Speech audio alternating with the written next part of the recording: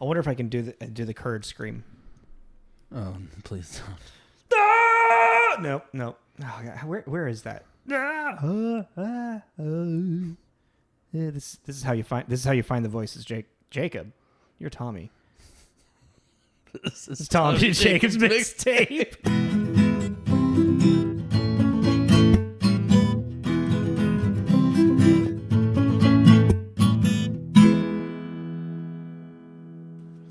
Welcome back, guys. Hello, everyone. Welcome back to G's Mixtape. I'm Tommy. That's Jacob. We're two long friends. We've been friends for a long time, and we like to talk about movies and review them. So that's what we do here. Welcome back, or welcome if it's your first time. We talk about the history of movies, who made them, how they're made, who stars in them, and then kind of go over some key points of the movie and then give it a rating. The rating is arbitrary, but it's a good way to end it off. I don't. You were saying you were getting ready. You said key points, but my brain. I don't know because maybe shit we've been talking about before. I thought you were getting ready to say go over the kinks in it. Oh, they're gonna think key bump. Oh, hey, that's what I thought you were going with. Man, well, we know where our brains are at here today. Yeah. So I do cocaine. This is episode 195. Can you believe it? We're getting there. And for this episode, we are continuing with our pulp comic book block thing. Finishing it off with The Phantom. Ooh, I wish I had the ring still. I'm the Phantom. No, we already did that. I speak. The Shadow. Let's not redo Batman again. It's kind of hard not to. But yes, The Phantom. And for those of you that don't know, The Phantom is about a man in a long line of crime fighters must stop a power-hungry millionaire from acquiring a destructive supernatural weapon. Ooh. And The Phantom's an OG superhero. Yeah. One of the OGs. Yeah, it's interesting kind of looking back at these. The Rocketeer is kind of an exception because it was in the 80s, but it was an homage to all of this. But even like Dick Tracy, it's weird to see the kind of like the origins of these a post World War I world, and it leading into a world, another world war, Mm-hmm. And just like how these characters are such a representation of what America's idealistic of a hero was. And, and just the ideas of the villains that we see, Mm-hmm. You still have your corrupt, white man as like a very big part of it, but they're the mysticism that they're trying to use. And throughout, it's like this time where America was starting to learn about how big a world we had, but still had a very small view of what it all meant. I just came up with that on top right now. That was just a thought. You get a cookie. Yay. I want a banana stir. Brutal. Well, yeah, The Phantom was released June 7th, 1996. And to get a little bit into the character itself, The Phantom was created by Lee Falk, mm-hmm. who first aired in the strip in February 1936, kind of going to your saying post-pre. Is considered one of the transitional characters for comic books, going from pulp comic, then leading into the superhero comic. That makes sense. Because a lot of what the Phantom had wasn't pulp in the sense that wearing the one-piece purple suit and the mask and all that, because pulp didn't really have much of that. And then... No, there was like Zorro had a mask. Yeah, but it's really the one-piece spandex thing that then led into superheroes that became more prominent, like coming into the Golden Age with Superman, Batman, the one-piece thing. So he is considered by some as the transitional superhero. I'm trying not to quote Batman so bad right now. I'm sorry, go in and out. It's kind of hard to breathe in this thing. Yeah. Cool. Also, like with Lee Falk as well, he He's also known for a comic that he did before the Phantom, Mandrake the Magician. Oh yeah, okay, I did read that. Yeah, Yeah, and they were actually that was a they were trying to make that into a movie before the Phantom apparently as well. Like because they were like looking into Lee Falk's kind of like history stuff, and there was someone that wanted to do his. But he's really well known as not only just like a cartoonist and a writer, but also a theater artist. He ran 5 different theaters during his life. I didn't read that. Directed over 100 plays, produced over 300. He's directed people like Marlon Brando, like yeah, like Lee Falk is. I was looking at stuff and I'm like, I want that life. That's what I want. Well, I want to be cool like Lee Falk. Good name too. Right? I just said, like, what? He may have said some fucking horrendous shit at some point. Who, Lee Falk? Yeah, who knows, man? Yeah, probably. Sometimes you gotta hit a woman.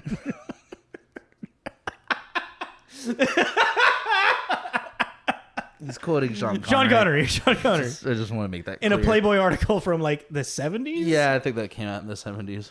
Yeah. Why? Anyways. Well, okay, so you already said... Moving on. Yeah. June 7th, 1996, right? You said when it came out? 96.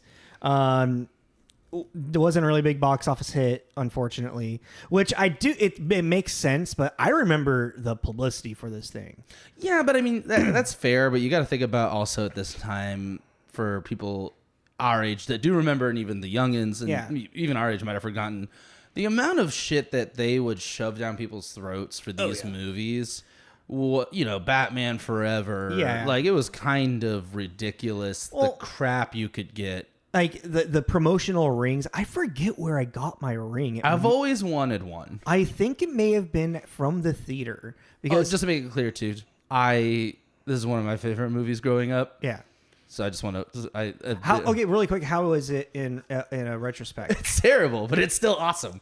It's fair. You know what I mean? Like, it's still really fun, but it's really bad. I will say, out of the 4 that we watched, this is the best one. Do you think this is the better of them all? I think it is. Maybe not. I mean, The Rocketeer is like on par, but this one just has more fun and heart in a different way. Yeah.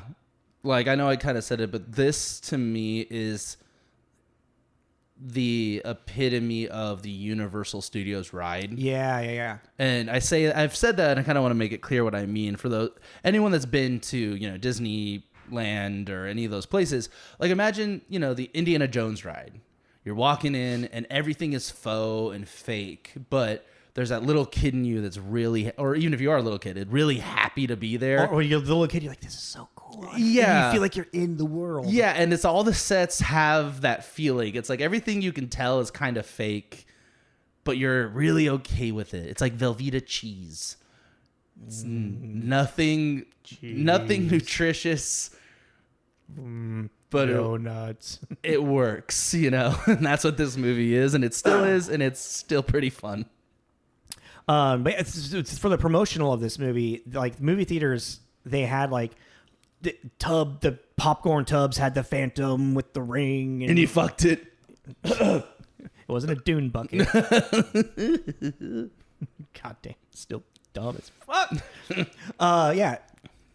But yeah, no, this movie, like, it cost like 40 to 45 million to cost, which they saved 12 million because the director with his great ideas, and it only made like 24. Well, yeah.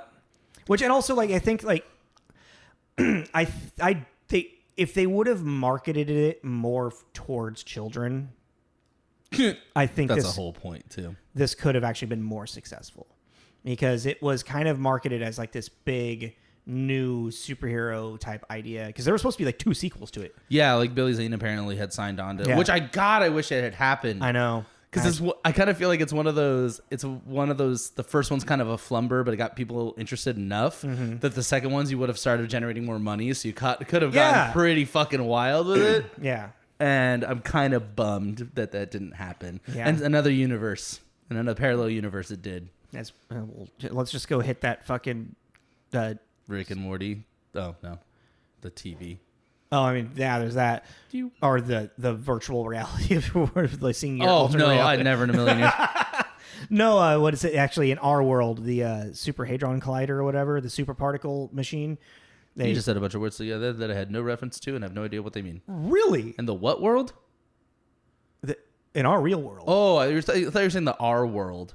No. Like in our real place, world. Our real world. So the idea of like how the Mandela effect kind of happened is two timelines merged, and it was when the scientists turned on the super particle, like Super Hadron Collider, and and essentially it was such a big thing that two timelines merged, and that's why there's people that remember a certain thing in the before time.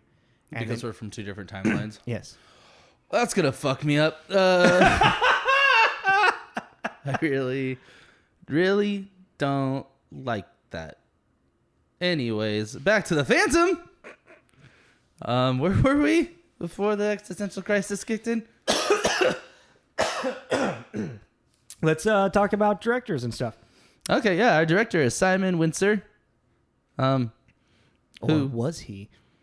who did Free Willy, the Young Indiana Jones Chronicles series. Operation Dumbo Drop. I wrote the ones that I remember watching as a kid pretty much. Everything else was like names that I recognize, but movies I've never seen. Yeah.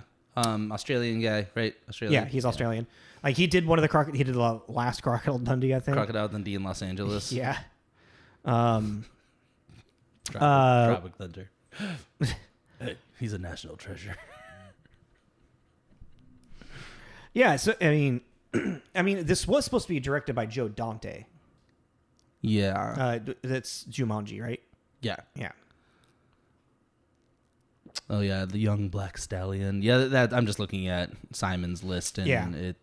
It's literally a bunch of movies, mainly 80s or early 90s, where it's like, and a lot of Australian stuff as well, because he's not from Australia. Who would have thunk it? Australian man making movies in Australia? What about Peter Jackson? Oh god, it was that whole. Someone was talking about that movie Australia. Oh yeah, This is back when it came out. Hugh Jackman and Nicole Kidman. Yeah, they were talking about how I don't really get all the hype for it. I think we hadn't seen it yet, but all the hype for it and being like, I don't understand it. And I was like, what do you mean? And they're like, oh, I don't know, two Australians in Australia playing Australians, and it's called Australia. Not really interested. It doesn't really seem like a reach. I just remember thinking it was funny. Who said that? Anyways, that's so not important. All right, so the script of this screenplay was written by Jeffrey Boam, who Lost Boys, The Dead Zone. One of my favorites, Inner Space. Love Inner Space. Excuse me, sorry. I was leaving that one for you to say. Also, Indiana Jones: The Last Crusade. I was actually just kind of like out of curiosity because Speaking of Sean Connery, because like I feel like this movie actual like story wise is kind of the more fluid of them all, and so I like went back to look at what other people had written, and I would actually kind of say that the writer of this one is maybe one of the better writers for this type of film. you mean for this block? What do you mean? For like a pulp, like a fun action adventure comedy. Okay. Because like the writers for Dick Tracy, like, you know, they did Anaconda, Turner and Hooch. Oh, you mean based off what they'd done? Yeah. Who was the best one to write a story like this? And then The Rocketeer, I mean, The Five Bloods, I mean, like Bilson and DeMeo, like great writers, but for The Rocketeer feels a little out of the realm. And then for The Shadow, I mean, Jurassic Park and Mission Impossible were like co-ops, like top ones and whatnot, but those are very different, not like campy superhero type thing or pulpy. And like this one, Inner Space, Lost Boys, The Dead Zone, Indiana Jones, and The Last Crusade. Like this guy really writes stuff like this. But also, it was interesting to read that he had wrote the script to be more of a comedy. Yeah. And Simon Wincer and everybody, when they got on board with it, they shot it like it with more serious tone to it, which made it not. Jeffrey Boam's like, and that's kind of. Well, let me see if I can find that quote exactly what he said.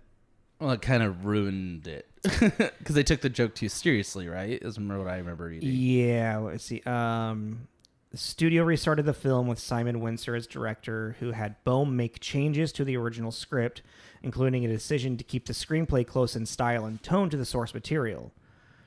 Dante, so this is a quote from Dante Joe Dante. Dante said that nobody seemed to notice it was written to be funny, so it was disastrously played straight. Yeah.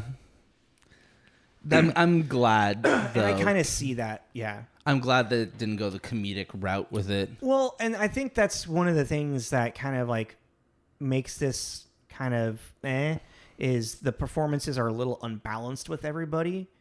Like, What do you mean, like Drax is over the top? Yeah, but you know, I love it. I know, yeah, but and then you have he's like fucking Jim Carrey. If Jim Carrey and Lex Luthor melded into one, it's amazing. I think he's ridiculous in all the best ways. It's like the Warriors of Virtue bad guy. Yeah, he's such a caricature, but he's so funny while also being psychotic. I am a villain, huh? Yes. Well, it's just like it's when they're in the museum and the skulls are explaining where the third one is. This is the ultimate power. And he's like, it's beautiful, and everything's blowing up around him. He's like, I love this. Yeah. I was just like, I remember adoring you as a villain because you're a total psycho. Yeah. Because what he was also doing to people. Oh yeah. Is the microscope. Oh, that's another thing. This movie is PG, like, and you're like, some of the shit that happens to these people is brutal. Yeah. But go ahead. Sorry, I totally derailed. But yeah, I see what you mean. But then like even I can't remember Kristy Swanson's character's name. Diana thing. She's kind of like in that classic Hollywood, like the performance type thing, but she's grounded in that. You know, even Billy Zane a little bit is grounded in some of that, but Billy Zane also. I don't know, just not a really good script for the guy, for his lines. I don't know. Yeah. And also, he's also like chummy. He's like, I'm the Phantom. Yeah, he's weird. It's like, it really is. It's almost like polarizing of the Kit Walker and then the Phantom. It's very Batman. Yeah. And but then while he's the Phantom, he's like, he has moments of Kit Walker, you know? But God, it just, this is just such a Hollywood movie too, because just the eye candy of this time period too, because you have him and he's all buff and there's obviously his obligated shirtless scene and he's all oiled up and sweaty and he's getting taken care of from his knife wound. Yeah, and then you have Diana Palmer, the spunky blonde, take no nonsense girl, and then you have Catherine Zeta-Jones as the evil, sultry, who's very quickly. So yeah, right. But she's also so unhinged that also makes her really attractive.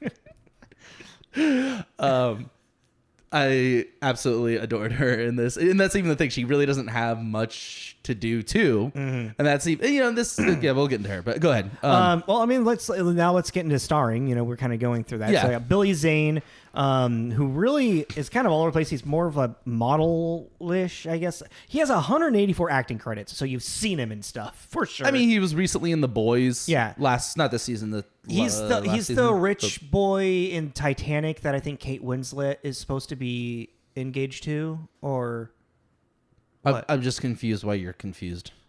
He's the abusive fiance. That's right. I haven't seen Titanic in so long. I was like, he's like a total douchebag. I just remember he's great. I just remember draw me like one of your French girls, Jack. And I remember the Jack and Rose love, not the other shit. He's the villain of our love triangle. Yes. Yeah. And he's a total piece of work. Yeah. Okay. And he was really good at it. Fair. Which I think tainted a lot of people's view. Started off in Back to the Future as one of Biff's which I totally forgot about until I had it on the other day. Oh yeah. And he's just back there. Just kind of making noise. I think his name is Matches, I think is something like that, yeah. A weird movie that it was kind of like a fever dream looking at his list. Silence of the Hams. I saw that. What is that? It's a parody. I mean, yeah. Of Psycho and Silence of the Lambs, of like the Psycho serial killer movies. and he plays the main character, the FBI agent who's like trying to solve the murder. Yeah. And his name is Joe D. Foster. Oh, I was like, okay. Yeah, that's funny. yeah. And I remember I watched Pretty it. I was tongue-in-cheek. probably way too young as a kid, but now thinking about it, I watched it as so young as a kid that's probably why my like of parody movies is like, this is funny. Did you ever watch Demon Knight? No. Oh, that's like I think Tales of the Crypt movie. Well, you know how they did their like full on movies. Yeah. And he plays the evil demon that's trying to kill everybody. Oh, okay. And I remember him being really great in that. I don't remember it being a great movie, but I He's remember him. always a fun to watch, you know? It's so weird. It's again going back to the parallel universe thing. In one of these universes, I really feel like Billy Zane is really, really famous. He's bad. Yeah, I just think it's one of those things that a couple, you know, he's famous and everything, but I just think there's a couple like this, honestly. He'd be a good Green Lantern. Yeah. But I mean, this was a misstep in his career. You could never have known that. Well, no, You know? especially like how so much money was getting put into this. How it was presented, it was going to be the next big smash. Yeah, you know? exactly. And it was an unfortunate flop. And I just feel like, and I love Billy's, you know, like Zoolander. Mm-hmm. He's the voice of Ansem in Kingdom Hearts. I didn't know that. Oh, weird. Like the one of the young Ansem, the main bad guy. Yeah. You've played. I can't remember if you played. I've watched it more than, but Okay. yes, I know enough of the story. Fair, yeah. He's got a good voice for it. Yeah, but yeah, I don't know. It's just interesting to me because he's like- way more famous to me than I think to other people, so I have to keep that in Very mind. much so, but again, like I said, he's one of those people that's been in so many things. You've seen him somewhere. You've seen him, and you're not realizing that this is Billy Zane. Zoolander is like, you know, his small cameo in that. Well, that's really funny too because that's such because there's so many cameos in that. That's one of the ones that is focused on the most. Mm-hmm. And if you have no idea who Billy Zane is, that joke just doesn't That's so true. land. Doesn't land at all. And I never thought about that really. That whole put a cork in it, Zane. We're having a walk off. And then immediately followed by David Bowie as the judge. No, I love this. Like, it's even like because sorry, we're gonna go off Zoolander for a second. When Derek and what the fuck Owen Wilson's Hansel, so hot Hansel, are like having like before they have the walk off and they're just like having like the face off, the talk back and forth. And I'm not your bruh. That one. Yeah. And then Billy Zane like gets up and stands behind Derek Zoolander like he's part of the the entourage. Yeah. It's just fucking so good. It's awesome. Okay, let's move on to Kristy Swanson. Yes. Who plays Diana Palmer. Buffy. Yeah, the OG Buffy. originally. OG Buffy. We should do that movie at some point. I would love to do that because like that's got David Arquette. What's his name? Pee Wee Herman. I'm totally blanking. Yeah, same. Spleen. That's weird because Kiefer Sutherland is that. No, Donald Sutherland is that. Yeah, and then the guy that plays the evil vampire is in that. yeah, But then in Salem's Lot with Rob Lowe, Donald Sutherland plays the familiar to the evil vampire, and it's the I don't same remember that evil one well. vampire. That's weird. interesting. Yeah. Also Kristy Swanson, Ferris Bueller's Day Off, which a flash of a scene. I only bring it up though because I read that and I was like, who the hell is she in Ferris Bueller's Day Off? And her name is Simone, and I was like, did IMDb make a mistake? She's not Simone, because I forgot that Sloane, yeah. But yeah, she's the one that my sister's boyfriend, cousins. Yeah, the saw telephone. him. Yeah. And then also with Bueller.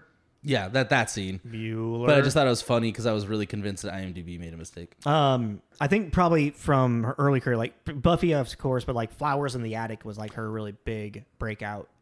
That's a weird. That's a fucked up story. And it's weird. The rating on it's pretty low, and I'm kind of. It's a TV movie. Oh, is that what it is? Is it like a Lifetime kind of thing? Yeah, because they took it's a book. Is that? I don't. Oh God, I want to. It's not Anne. Who the fuck wrote Interview with the Vampire? Oh, Anne Rice. Yeah, I think it might be an Anne Rice, not non. Like supernatural thing. Yeah, no, it's like one of her like one-offs. I'm really curious. But like, if you don't, I don't really want to say go into Flowers in the Attic. No, it's a novel by A.C. Andrews. A.C. Andrews. V.C. Andrews. Yeah, Andrews. Okay, yeah. But it's a really fucked up story about child abuse. Yeah. Well, That's all I'll say. But also, Kristy Swanson is absolutely fantastic in it. Like, I remember watching it. Then why is it such a low rating? Just poor quality? Yeah, it's just, yeah. Okay. Yeah. Who next? I got Treat Williams. All right. Treat Williams is our main villain, is Xander Drax. I don't recognize anything except this. Yeah. He was in Empire Strikes Back as an extra, which I just thought was cool because that's kind of a cool thing to have on your extra. It's like being like, he has like 80 acting credits or something, and something called Hair, which looks like a musical. Oh, it is a musical. It's a very popular musical from the 70s. Everybody's naked in it. It's about hippies. It's about the sexual revolution. Oh, yeah. You might actually like that. No, it's a musical. What kind of music? Like what style? Like musical music? No, is it like Broadway? Is it like Broadway. Hairspray, like 70s. So Greasy. No, you know what I mean. Like what kind of vibe does it have? The Beatles. Yeah, maybe. Not really a huge Beatles fan. Well, but it's good music. Well, yeah. I don't even want to. We're not getting into that. I know. So I feel like someone hearing that is like, what? I'm like, I think the Beatles are fine. I mean, that's my thing. It's like, yeah, I think they're. I think the Rolling Stones are overrated. Yeah, I mean, I'm now trying to. I just want to say shit to make people mad now. Are you trying to make me mad? A little bit, yeah. I don't know why the Rolling Stones is your go-to. I don't know. There's something about what you're liking of Dennis Leary. I feel like you would be on a Dennis Leary page of Rolling Stones. What the fuck do those have to do with each other? Apparently, only I've seen Dennis Leary stand up in this room. Anyways, up next, Catherine Zeta-Jones, who plays Sala. This is one of her very early roles. Yeah, she's a baby in this. But Catherine Zeta-Jones, you might know from Mask of Zorro, The Haunting, Chicago, Sinbad, which I forgot about that animated movie. I think that's DreamWorks. I remember that movie being really cool. I don't really remember. I don't think I've seen it actually. I think it was one of those Iron Giant. It was kind of ahead of its time, animation wise. And more recent. Oh, one of my favorite movies too, The Terminal with Tom Hanks. That's an interesting movie. I own that actually. Oh, and then most recently, she's Morticia Addams in the Wednesday series. If you want something, she's very, very, very, very pretty. Mm-hmm. She's almost distractingly pretty.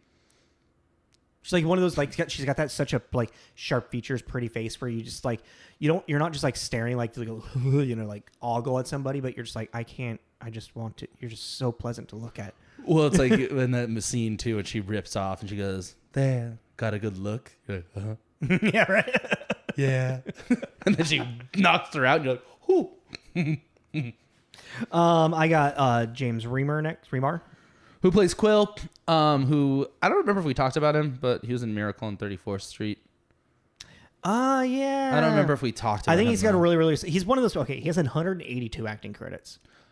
Just the biggest, if you don't know who we're talking about, Dexter's dad.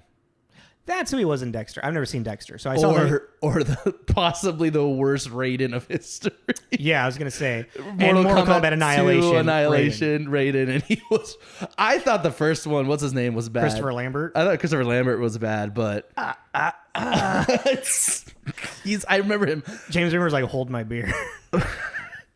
I mean, Mortal Kombat wasn't great. Annihilation is awful. Yeah, but it was fun like this. It's a fun watch. But Annihilation, man, the only good thing about that is they killed Cage in the very beginning. No, that's not the... I just was again trying to get people worked up. But no, I came kind of blown away. That'd be fun to do, Annihilation and annihilate it. Yeah. Because that movie, I don't remember, even as a kid, Mortal Kombat has that nostalgic quotient to me, and even following, because when those movies came out, even following that as a younger person, I knew then Annihilation, it was a downgrade. It was such a downgrade. It's amazing how bad that movie is. I remember that was kind of one of my earlier times under seeing the forced character put into the story with no actual. Yeah, and you're yeah. like, I'm like, this is like one of my favorite characters in the game, and this is all you're gonna do with them. It's like, and also the special effects made like Power Look like a Rangers. fucking sci-fi film. It dude. made it look Sci-Fi like, it made it Channel like original. an episode of Power Rangers Oscar worthy. Yeah, It was kind of but insane. not the Mighty Morphin Power Rangers movie because the special effects in that are. I don't know. I haven't watched it. Forever. Ivan Ooze, dude. Oh my. Did we do that one? No, we haven't done that. Should we do that? Yeah, let's figure out like. Let's figure it. Yeah. Really quick, just like for a quick shout out, Cary-Hiroyuki Tagawa, who's the same brother. Kabai-sen. What'd you just say? Kabai-sen. Kabai-sen? That's who he is. He's the Oh, pirate leader. Kabai-sen. Mortal Kombat, the first one. Yeah. Shakes it, your soul is mine. Who we also talked about. Sure, he had us a shout out. Oh, in Planet of the Apes. Yeah, there we go. Oh, Yeah. Oh, I thought you were talking about because I was like Man in the High Castle because I've been watching that and he's in it and he's great in it. Yeah. And I was talking to our mutual friend that likes to make costumes. Hi. About him. Does he watch this or does he listen? Anyway. I don't know. But we were talking about him and how, Mortal Kombat and this, there's just that period that he was the villain. Yeah. And it's like, yeah, I mean, have you seen his face? Yeah, he's got a great scowl. The It's second like, he scowls, everything moves down like even 3 inches. Even like you know? when he smiles with it, you're just like, that's an evil fucking smile. Well, it's like his face and his voice and his presence. It's his brow. You Yeah. know, like the brow with the high cheekbones and then pointy nose. And I realized, so I had to watch this I have the DVD. Of Phantom? Oh. Which I wasn't surprised, but I was kind of surprised because my HBO doesn't work on my TV all the time. Yeah, okay. For older stuff, it does this weird zoom in ratio thing that I can't figure out how to fix all the time. Can you use it on your PlayStation if you need to? You never thought about that, did you?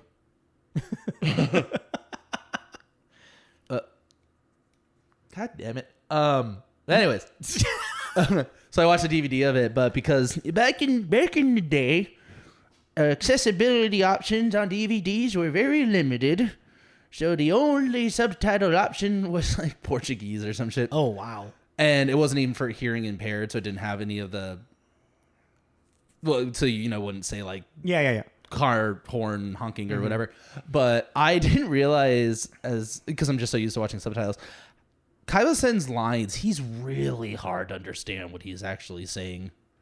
Interesting. Because he's seething so much in that scene when you talk to him. He's just feed your pink asses to the sharks. And you're like, serve your pink asses to the sharks. Okay, got it. Like, I just never realized he's really hard to understand. Yeah, because he's like, not only is he really talking to He's also fucking jacked. yeah. That's what I'm saying. Like, not only his voice, his face, and then his not persona. I don't think he was his- that fucking big in Mortal Kombat. And it was hard to tell because he had that trench coat. No, actually, he was. I think he was when they have their fight scene and he's doing the. Yeah. But even I think he was. I think maybe he just lost some body fat because he looked fucking ripped. Those arms were. I was like, damn, Cary. I really wish they had brought him back as Shang Tsung in the Annihilation in the new in the video games. the new Mortal Kombat. Oh, like the new movie. I just think it would have been cool. You know he does the voice of the games, right? Yeah. Yeah. I just think it would have been cool because he is the undead sorcerer guy. Yeah. I see what you're saying, but You could have made him a different one and just gotten the same actor. I just thought he was. I Yeah. mean, he was one of the best things about that Mortal Kombat movie. He was a great Shang Tsung. Yeah. So much that he's the voice of him now. You Yeah. know? It's like Matthew Lillard being Shaggy. They're like, I think we found. I think we found it, yeah. I think we found him. Like, there's nothing. as long as he's willing to do it. Like, Yeah. There's no one else right now.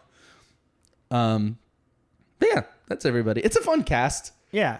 and there's a lot. There's a couple other people. There's a couple other people. recognized, Yeah, recognized. but Yeah. I don't think it's necessary.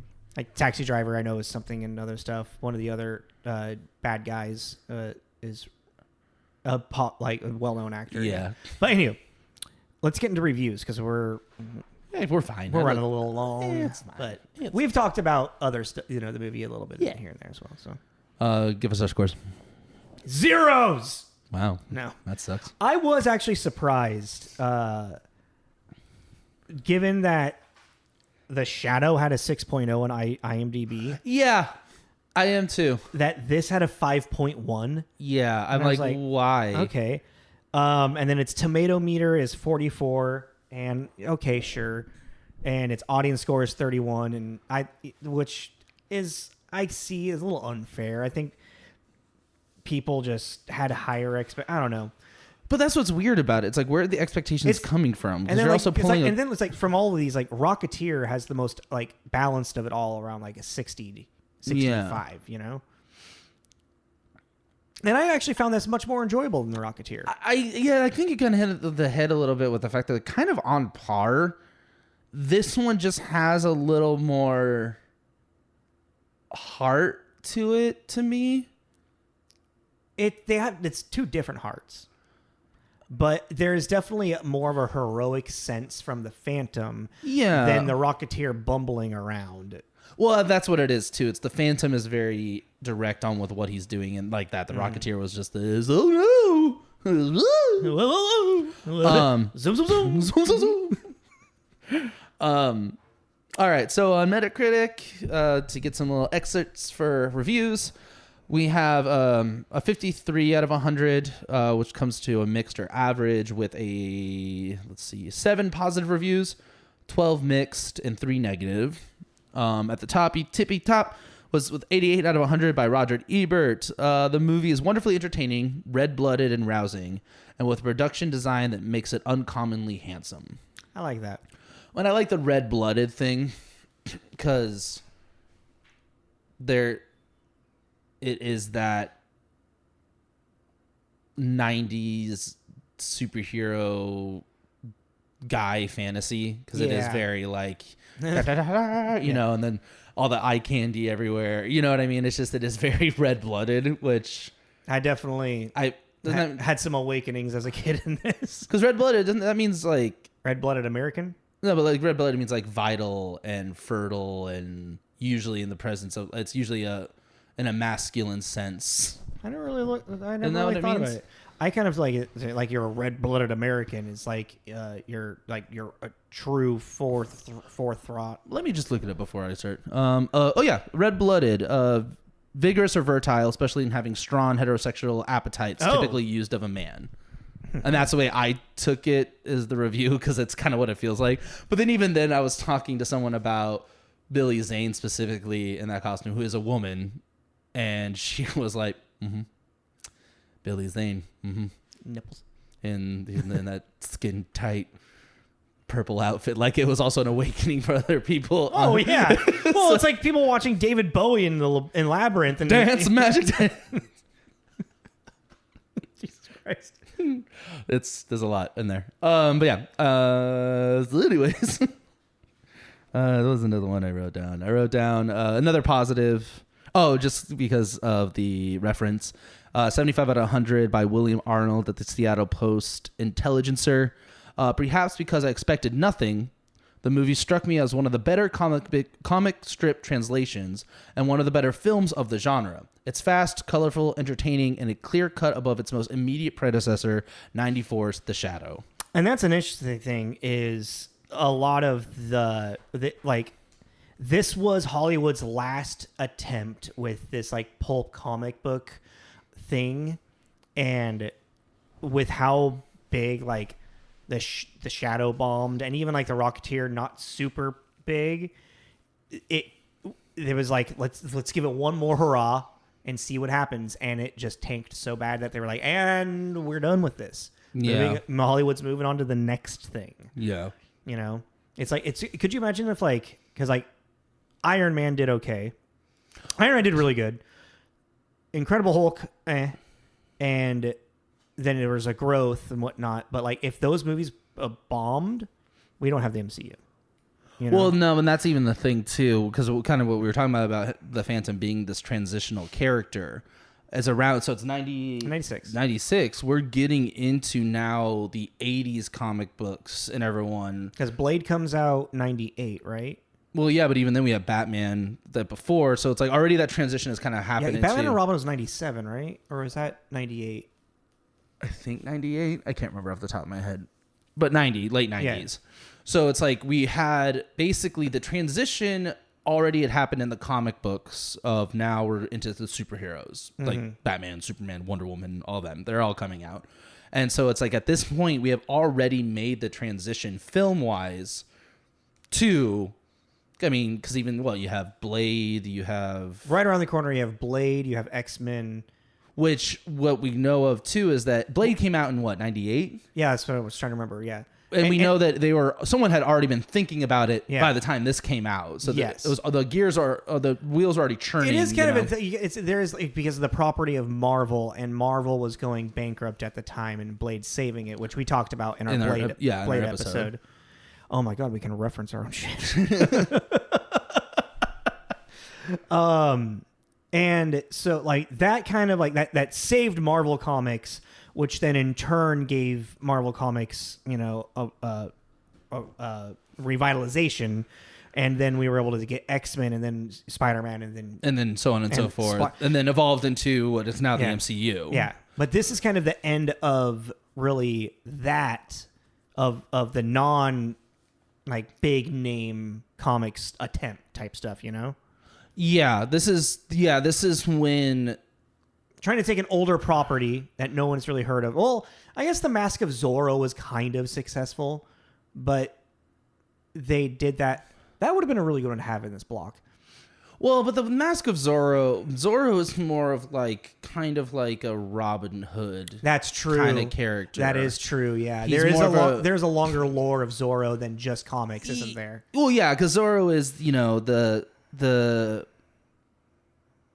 protector of the poor culture. I'm not really sure how to word it, but you know what I mean? Yeah. It's not this blanket fight the evil. It is a disenfranchised group that they are part, like Zorro is part of the ones defranchising them, but he realizes with his resources he can actually help. You know what I mean? It's more of like he's a positive Batman. Yeah, yeah. He's not beating up on the mentally ill. yeah. So it's like, I think that's why Zorro, and also Zorro too. Because Zorro is not a comic book pulp kind of. Yeah, that's what it is. He's not a pulp hero. He's a folk hero. And I think that's the difference. Fair. Okay, you know what I mean? And I kind of lost my. But yeah, so we were talking. This is the tail end of like the rise of the pulp comic stuff. And so we're starting to kind of get into the real superheroes. Which there is a lot more flushed out characters in those. Oh, that's what I was going to say. But then also what you were kind of saying with these kind of more, I don't want to say independent because they're part, they're not, they're part of these companies, but these specific ones didn't have the backing of Marvel or DC or Dark Horse or, you know what I mean? Where they had these big companies that could put them back in the vault if they wanted to. And be like, we'll see what happens in a couple years. Most of these kind of seem like Lee Falk and like with the Phantom. Yeah, there is like a growth and maybe more people, like different people took penmanship, but it was a very smaller amount. And the people that took penmanship over these properties from the pulp times of the 1930s still stayed very in line with what the character at heart was, while like Marvel, like Batman or Spider-Man, you start getting like multiple people writing multiple different stories, multiple different interpretations. Well, yeah, and then you get into the what ifs and all that. And then it's like these characters inside of these big names of Marvel and DC have a much more flushed out human existence inside of this world, while the Phantom is still very much, I am the Phantom, and I am a hero to stop the bad guy and do it. It's still kind of like a 2-dimensional versus 3-dimensional. Which is just wild because when you're talking about the Phantom, you're talking about a dynasty of superheroes. Yeah. So you kind of have that ability, which I was reading a lot about the Phantom himself. And I mean himself as in the character itself. The fictional character. The man, him, them. Yeah. Because there have been so many iterations, even to the point where there's writers happening and the history would kind of contradict itself. Okay. Which kind of worked in a way because it was a recollection. So you could really have these kind of wild stories about the Phantom fighting this 17th century pirates. And, then it was kind of cool, That is cool, actually, yeah. But what's kind of wild about the Phantom to me is that worldwide, the Phantom has really touched a lot of corners of the world. It has. Lee Falk really and he's not as famous to us. Maybe it's just to us as Americans. It might be because of just like how old the property is. It could be because even with the whole thing is like Papua New Guinea. In Papua New Guinea, they were introduced Phantom comics in World War II, and he became like a cultural icon for New Guinea. And even to the sense that even paints. There's like this thing called, I think it's called the one of the creators of it is called tribal pop art. Okay. And they draw him on their war shields. Interesting. And now they don't really use the war shields anymore, just with advancements and everything. But he is the man that could never die. So he became this really... And it's like, I was reading this whole article about also, to us, a lot of, things that we gravitate towards with like Superman and Batman and everything is like Metropolis and Gotham and these suburban and metropolitan areas. So we could kind of see this being in our world, and Papua New Guinea being this kind of tropical, jungly environment felt to them. So he actually became really popular as like a cultural, that makes sense. Yeah. And it's just kind of wild to me that he has such, and he's like he's the man, the ghost who walks, and he still is there. Yeah. But he's just not like super famous. And you're kind of like, I don't know. Let's give the Phantom a time to shine again. Like, he sounds pretty cool. Actually, yeah. Like, it sounds Let's like put him into the MCU. I don't know. Like, again, no. This whole blog is just making me think about another kind of League of Extraordinary Gentlemen, but with all these like detective noir, Dick Tracy and the Rocketeer, and the Shadow, and like them Phantom. all trying to like. And I was trying to think of who would be who. Like, the Phantom kind of feels like I don't know, like a Captain America to me. I could see that. The Shadow is Batman. You know what I mean? The Rocketeer is the young kid that, he's like the Flash. Yeah, is the Flash. The kind of, I don't know. I was just thinking about that. Who would be the leader? Would it be Dick Tracy? Well, you can't have the Shadow. That dude is way too unhinged. He's not like Batman, actually. He's like Night Owl. There we go. He's more like anyways, sorry. The Phantom and Dick Tracy are like the Iron Man and Captain America, the lead forces butting heads. Yeah. But yeah, so I just thought it was kind of fun to really go into. And if you have the time, there's a couple of articles out there just reading about the Phantom's reach, and it's just really interesting. I noticed it a little bit on Wikipedia, and I thought that was really cool. Well, let's get into what... I didn't finish reviews. You haven't finished reviews yet? No. Oh, shit. We just went on a tangent. Can we finish reviews real quick? Yeah. 60 out of 100 at BBC about Almar Haffeldison. Whether the film excites you or not, it does excel in some glossy art direction that looks suitably slick in a quality picture transfer. Clear and sharp, this is a pleasure to watch. So a lot of people have just been kind of saying the crispness of it. And then the negative I picked was 40 out of 100. No, sorry.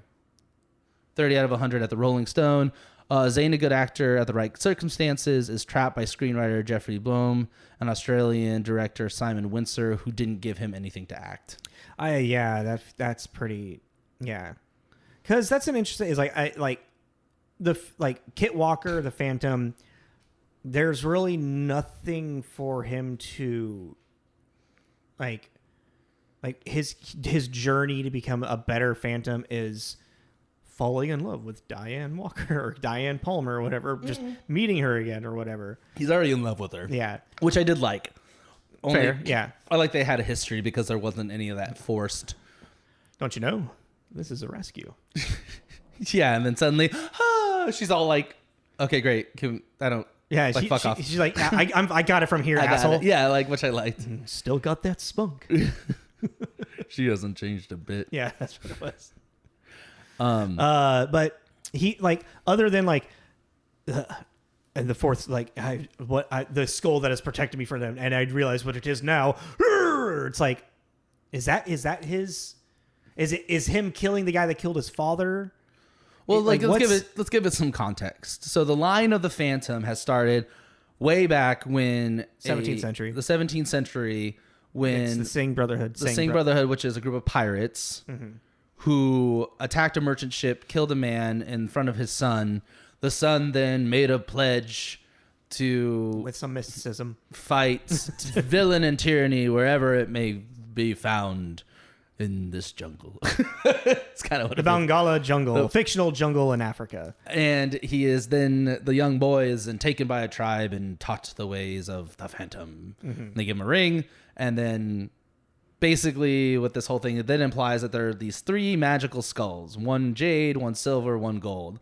Combine the skulls creates a weapon beyond any explosive known to man, which are also kind of laughing because it's like the 1930s, so you're kind of like, guess what? When you know too much. The shadow. The shadow. Yeah, the shadow, basically, yeah. It's funny is like all of these like we're foreshadowing the atom bomb. Yeah, it's just anyways, I'm not just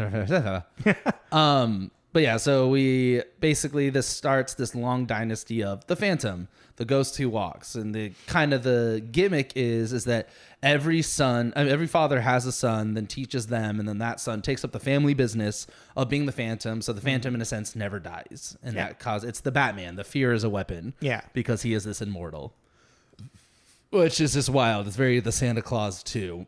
You know, you gotta breed to keep it going. But we're not gonna think about that too much. Yeah, I know. I was kind of like when he's like telling her the entire like legacy of the Phantom and his family and where he's from, and it's like it's almost like he's like being like, and I've chosen you. Aren't you lucky? Yeah. It's weird. Our child will be the next Phantom. And she's like, oh, isn't that sweet? Well, even at the end too, when they're leaving, I hadn't remembered that. I was like, oh, she doesn't stay with him, and I was like, I kind of like that because then she's gonna come back. But yeah, then the narrator, the dad, jumps in. He's like, she has already made up her mind. One day she will return to the jungle and the Phantom. And I'm like, that doesn't sound like her. I don't know. It feels still. I kind of liked it leaving in this kind of ambiguous. Like, why doesn't he go to New York and be with her? Well, that's what I'm like. I don't know. That's why does all the evil got to be fought in this jungle? That's what's weird about it, because the Phantom as a property on its own, he feels, or they feel, because there was a woman as well, Phantom, but they feel like it is this overarching, right, this we are going to fight all evil and tyranny, and it kind of seems like a lot of it's pointing towards piracy, which kind of makes sense with the time period and everything, so you're like, okay, cool. But then this movie just does this thing where... You wouldn't steal a car. This movie just does this thing where they focus so much on the skulls that it kind of makes it feel like that's the Phantom's only purpose, is to stop the skull thing. Yeah. And then in that exact same beat, they jump to Kit Walker, Phantom, Billy Zane, reading about the skulls to give us the information, but like he doesn't know what they are. And you're kind of like, isn't this your whole deal? Like, to stop the skull? And that's not his whole deal, though. No, I know, but... Yeah, the way that it's, like, alluded. Yeah, the movie doesn't do this great representation of this overarching superhero. It kind of is like, you're the skull protector. That's what you are in this universe. Because, like, it kind of... I mean, it's definitely a hero that could use a little bit more of an origin story than just, like, 5 minutes of, like, and this is the legend of the Phantom. Here he is, the Phantom, get Walker, you know? Yeah, like it could use it, or yeah, maybe that's what it is, because it just felt like, and that's fine, I think, because like I've told, you know, and you know this, anyone that's heard me, like listened and heard me say it, is I like little compartment action movies. Hold on a second, when is the first time you actually see Zane as the Phantom? What is the very beginning. Yeah, well, but he's not following the magical drum start, and that's like the bat signal. Yeah, exactly. So I don't know. Yeah, magic. I'm just trying. What is this powered on? The blood of an orphan. Did you say an orphan? Sorry, that's Venture Brothers. But it's like, I like action movies in their own little bubble. You know, like Walking Tall, and like where it's like an action movie, but it's not this big end world event. And I kind of feel like that's what that's kind of like a Western. Well, no, like, but you know what I mean?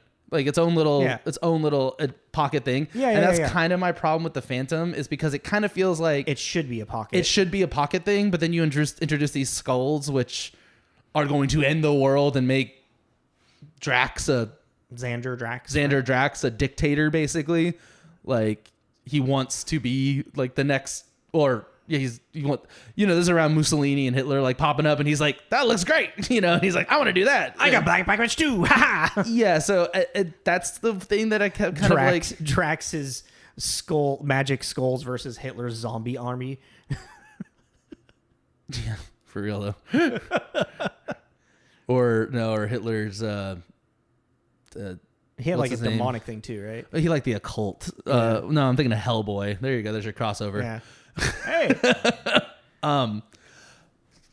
Yeah. But yeah, it's just it's just weird because it does feel like they kind of put him in a corner, but then tried to take him out. What's interesting is like from my reading of it, and because like you're onto something very like poignant with like the narrative of the script, because the main bad guys that were brought from the comics into the movie are the Singh brothers, Singh Brotherhood, changed from Singh to Sang. Yeah. Yeah. Not offending anyone. Yeah. And then Sala, who is the Sky Bandits. Yeah, the Sky Bandits, which is an all-female pilot thing of pirates again. Yeah. Pirates. Sky Pirates. Sky Pirates. And so and there's your Sky Captain crossover. Hey, nice. But I'm not sure if Drax was a villain, but Drax was made for the film. Okay, that makes sense. For everything and I that makes understand. Sense. Yeah, that makes sense because I don't think these skulls might have been a thing that the Singh Brotherhood in the comics were going for. Maybe not. Maybe the whole skull thing was a fabricated idea. Quill was in it, but he was changed. His name was different. He was a different. Well, character. because there was someone who killed Phantom's father. Yeah. There was an episode, and then they put that in there.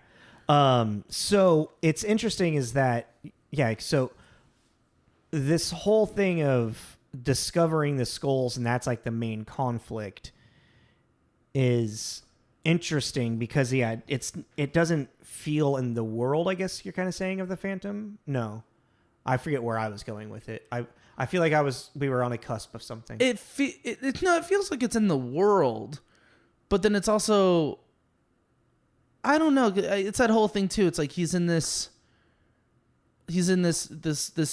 fictional jungle in Africa, and then suddenly everything happens in New York City, and then suddenly he's in New York. Also, it's also, that's one of those things. Eat the carrot, especially for these types of movies and like just time period of like for traveling to get from wherever that fucking jungle actually is to New York City in the giant continent of Africa, wherever the fuck. Yeah, it's like, oh yeah, that's half a day. No, it's not. Yeah, I guess it is. Well, because that's maybe what is. It's fine because this is a comic book. This is a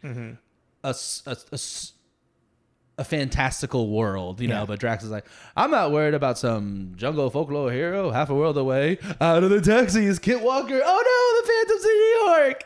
Go get him. And you're kind of like. Also, all right. I love how suspend your disbelief. It's a very subtle, and maybe not so subtle, but quick scene of where all of a sudden Kit Walker's very interested in this skull that there's at the World History Museum, and the way that he stands is like, he has the Phantom pose, and he has to someone's gonna notice, and then Diana looks at him like, wait a second, I know that jawline. Yeah, and that's something that I think that we now need to. Sorry, I freaked out for a second.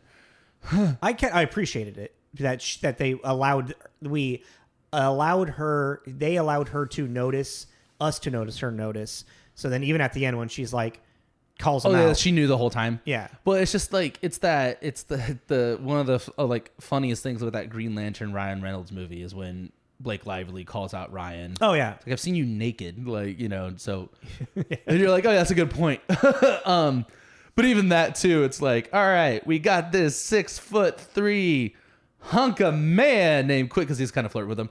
Hunk of man, Kit Walker. All right, go take him away and kill him. What? The Phantom's here? Yeah, right. When did that happen?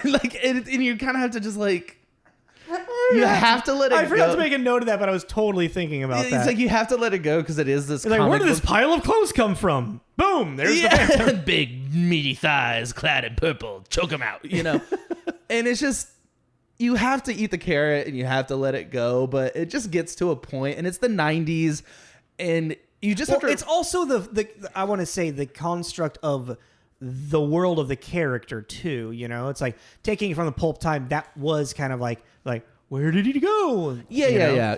It's like Superman, like Clark, the original Clark Kent going into the phone booth, whoop, changing into Superman. Nobody's fucking seeing that happen, you know? Yeah, I know, but then it's also like even in the first Tim Burton Batman movie, even when he's driving Vicky Vale to the Batcave, she's like looking at him trying to inspect who he is, and he turns on that light, so it drowns him out, and you're like, that is such a simple thing, but it's ingenious for this argument of he drowns himself out, so you can't really make out his features. But yeah, it was just you just kind of had to let it go because it is like it's ridiculous. It's the Superman thing. It's like he's a 6 foot something dude of pure muscle. And then guess what? This 6 foot dude in all purple shows up immediately after you take this other guy to an undisclosed location to kill him. It's just kind of like, come on. I did love the way that, I don't know if you noticed, but the way Billy Zane was moving as the Phantom was really bizarre, but kind of awesome. Did you read why? Yeah, he like he was trying to recreate the poses and movements that he saw in the comics itself. Yeah, and it was a really interesting choice. And I thought it was really cool. I really liked it. It was really bizarre. Without even reading it, there was like one moment in the cave at the end where he kind of like sat up in a way that his like leg was straight, and he like looked and posed like perched up. I was like, that looks like it's right out of a comic book strip, and I think that was 100% on purpose. Well, then do you remember the TV show, the Phantom 2040? The animated one? No. Oh yeah, there's the Phantom 2040, so it's in the future, and it's just the 26th Phantom or whatever the hell he is. And same kind of thing. That's cool. He's really lanky, and I definitely think they did also the Billy Zane kind of. It's just the way he moves is no, because it's iconic to the character. Yeah. Okay, well, like I guess like looking back at this film though, we're a little over an hour. We're probably starting to wrap up. It's this movie, like story wise, it hits all of the beats that it needs to for like, there's the evil villain, there's the conflict, there's the skulls. That's, the thing that everybody's trying to get. There's the treasure. You need the treasure. We're trying to stop world domination. What really kind of just like, there's moments in the script that feels very unneeded, like the entire zoo scene of him like, it's like in New York now he has found his home crawling through the trees and whatnot. It's starting to make it this Tarzan thing with his affinity with animals. And it's kind of like I get it, but you don't need it. This is kind of like, this isn't aiding the story because other than him just like he's evading the police, which the police are dirty in this. Well, it's like, and you kind of get it already with the horse and dog that miraculously kind of just show up wherever he is. Yeah, exactly. There's this kind of mysticism and how to the horse and the dog can communicate with each very other. Lassie. Yeah, it was. I thought that, I was like, that took me out for a minute. I was like, that's stupid. I made the horse. You're Devil the dog. The Phantom needs us. Let's go. The Phantom said this way. Okay. If Devil and Hero. Yeah, the most uninteresting names for our fucking animal sidekicks ever. Anyways, sorry. I like Hero, but anyway. There goes my hero. Watch my goes. I did read a. Oh, God damn it! I have a thought. I did read a writer review about it and talking about the costume being stupid and ridiculous and the fact there were skulls on everything. I was like. But that's the point. That's what everyone does. Like, what are you talking about? It's called the fucking Batmobile. He doesn't go, get in my car. He goes, get in the Batmobile. And it's all that looks like a bat. And on the rims, there's a bat symbol. I was just like, it's the superhero move. Like, what do you mean? Yeah, that person. Yeah.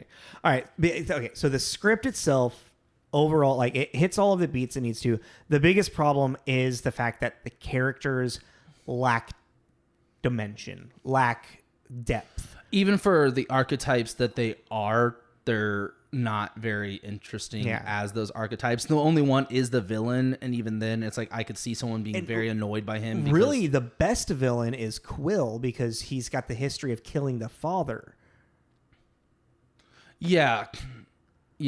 Like he has the most history. He has the most story arc for that, And then it comes to question again, like, what is the Phantom's arc in this?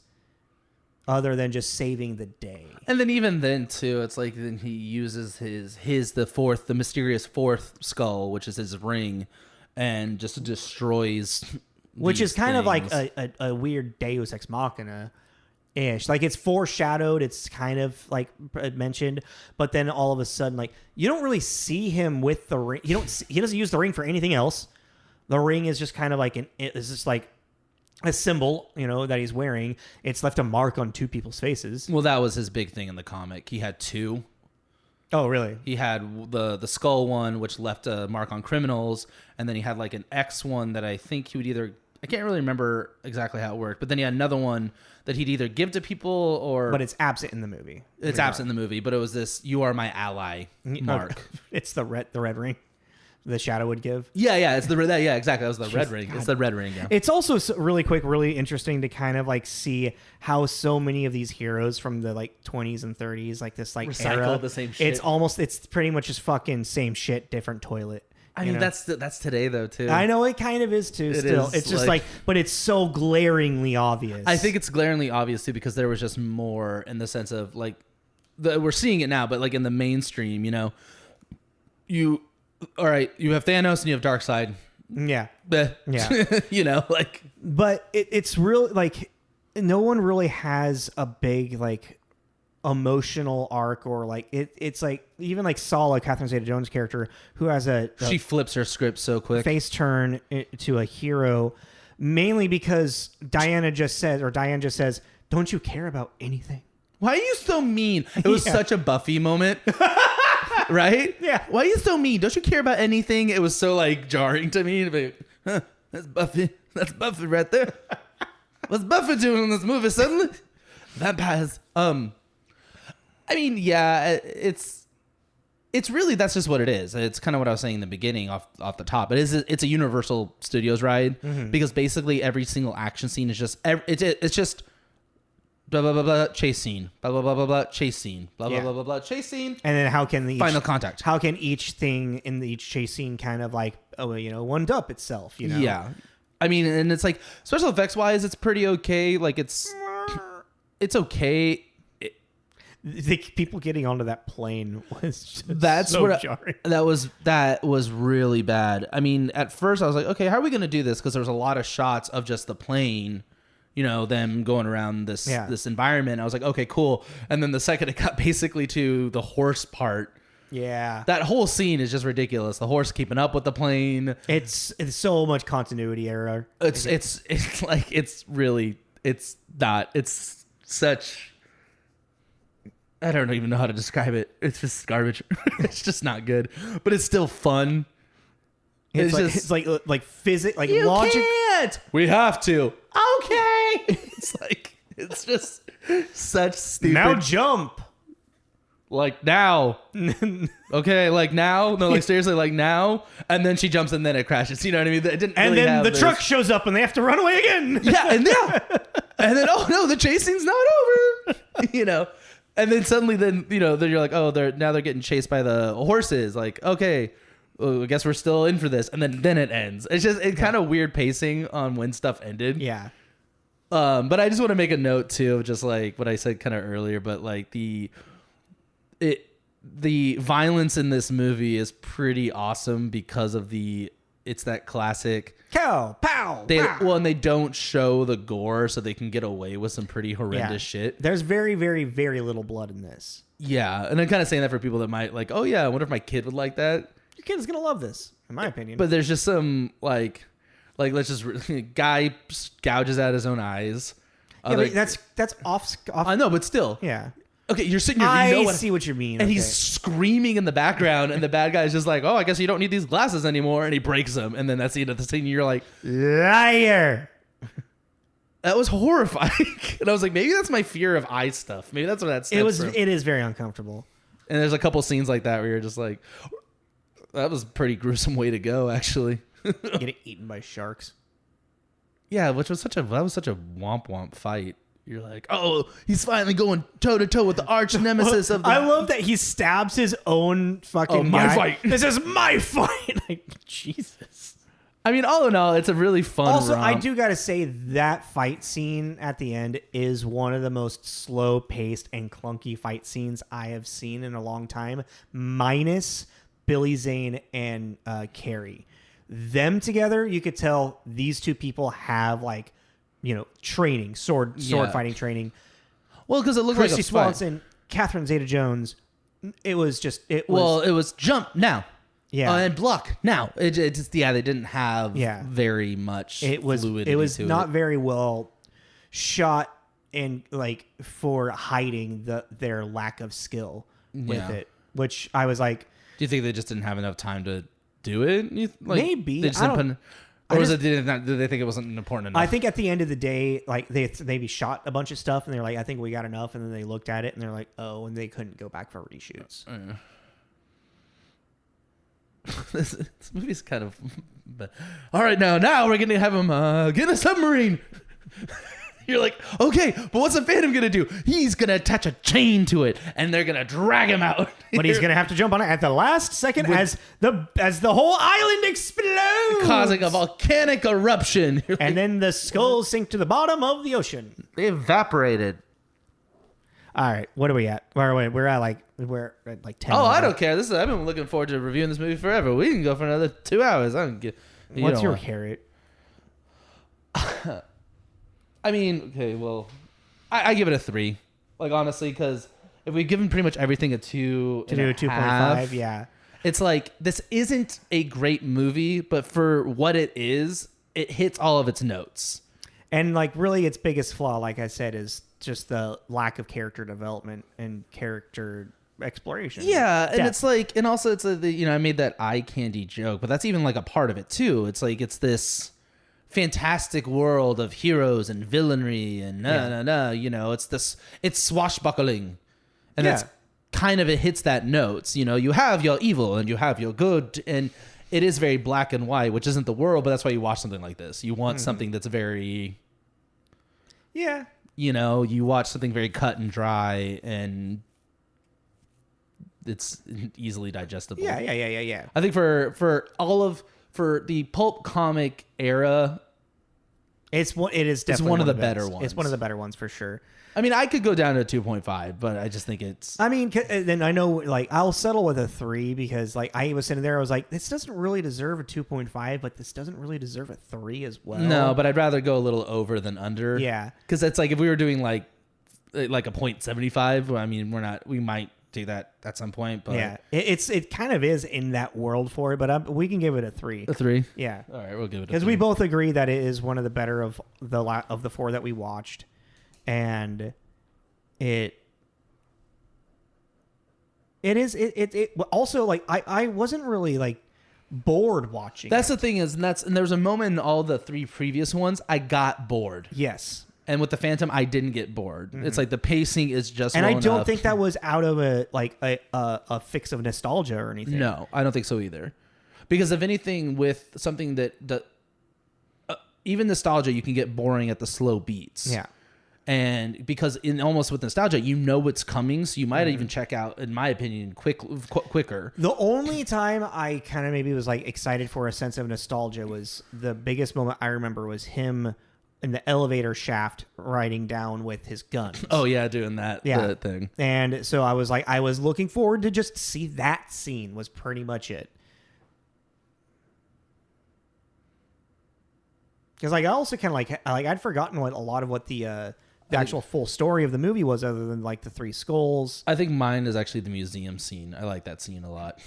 Fair. I just think because it's a movie, and also that the movie does have some humor to it. Yeah. And again, it goes into a lot of our like ridiculous villain. Museum security. Calm down. He's just like this. He's Go and get the free sandwiches over in the next room. Yeah. And the Hall of Nature. Take the kiddos. Yeah. Have fun. Bye-bye. Bye-bye.